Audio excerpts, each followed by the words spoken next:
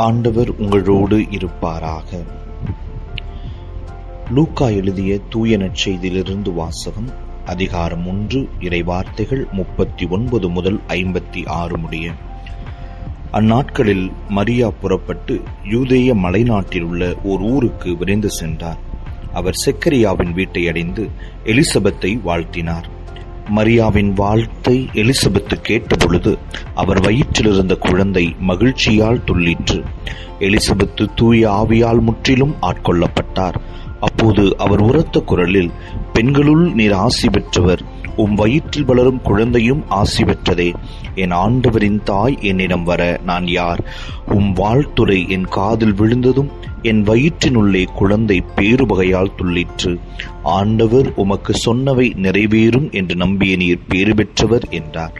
இதை கேட்ட மரியா பின்வருமாறு கூறினார்: ஆண்டவரை எனது உள்ளம் போற்றி பெருமைப்படுத்துகின்றது. என் மீட்பராம் கடவுளை நினைத்து எனது மனம் பேருவகை கொள்கின்றது. ஏனெனில் அவர் தம் அடிமையின் தாழ்நிலையை கண்ணோக்கினார். இது முதல் எல்லா தலைமுறையினரும் என்னை பேறு பெற்றவர் என்பர். ஏனெனில் வல்லவராம் கடவுள் எனக்கு அரும்பெரும் செயல்கள் செய்துள்ளார்.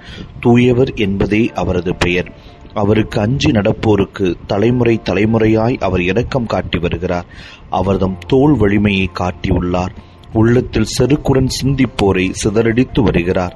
வழியோரை அரியனின்று தூக்கி எறிந்துள்ளார். தாழ்நிலையில் இருப்போரை உயர்த்துகிறார். பசித்தோரை நலன்களால் நிரப்பியுள்ளார். செல்வரை வெறுங்கையராய் அனுப்பிவிடுகிறார். மூதாதையருக்கு உரைத்தபடியே அவர் ஆபிரகாமையும் அவர்தம் வழிமரபினரையும் என்றென்றும் இரக்கத்தோடு நினைவில் கொண்டுள்ளார்.